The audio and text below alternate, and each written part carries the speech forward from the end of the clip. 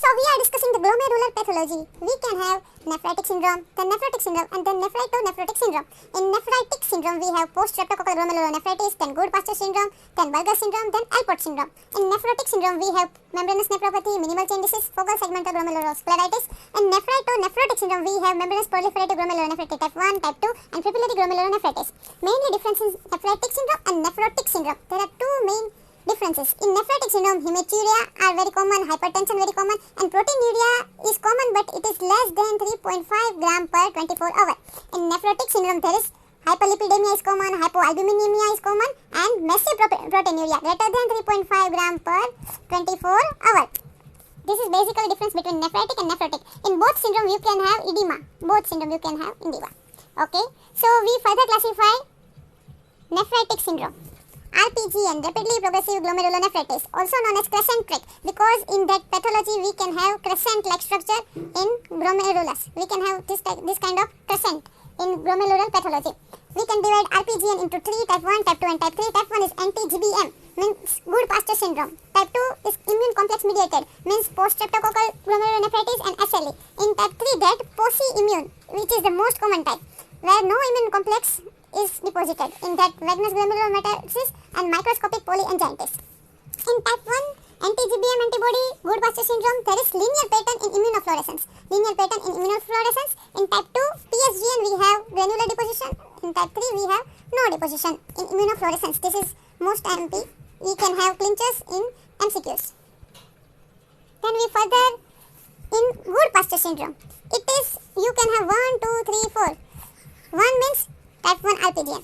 2 means type 2 hypersensitivity, because anti-GBM antibodies, antigen antibody mediated, so that type 2 hypersensitivity, defect in alpha 3 chain, and in which defect collagen type 4. In collagen type 4, defect in alpha 3 chain, 1, 2, 3, 4.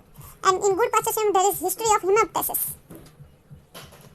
Then PSGN, post-streptococcal glomerulonephritis. It is type 3 hypersensitivity, because it is immune complex mediated. That's why. In that MCQ, you can have history of any streptococcal sore throat infection. And most peculiar thing, cola-colored urine. In PSGN, cola-colored urine. In electron microscopy, we have subepithelial deposit. It is also another MCQ, electron microscopic subepithelial deposit. And in immunofluorescence, we have lumpy bumpy deposition.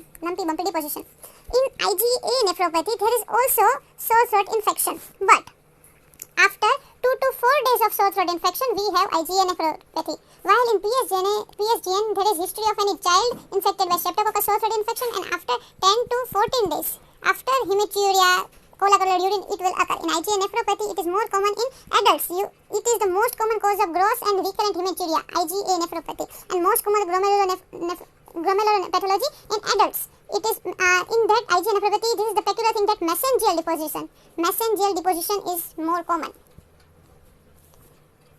In Alport syndrome, it is X-linked dominant. It is very peculiar thing, because in X-linked dominant there are only four examples are there. The first is Rett syndrome, the second one is Alport syndrome, the third one is vitamin D resistant rickets, and the fourth one is incognitia pigmento.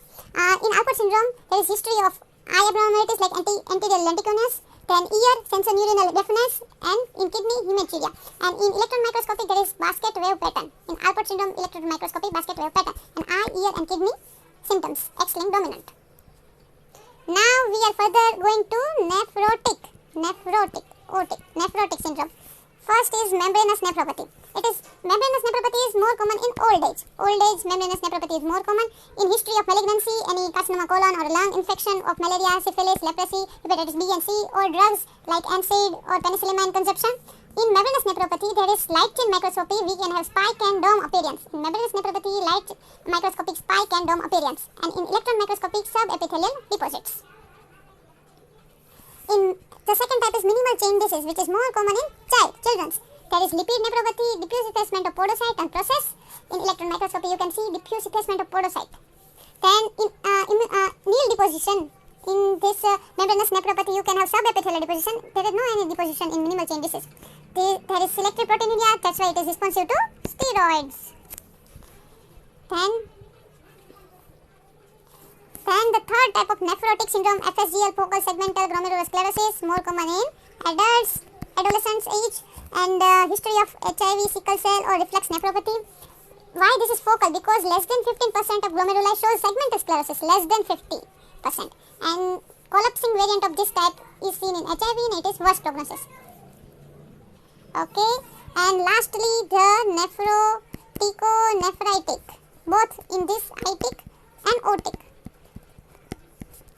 Membranous proliferative glomerulonephropathy is where type 1 have subendothelial deposition and trap appearance, and type 2 intramembranous deposition and dense deposit disease of C3 deposition.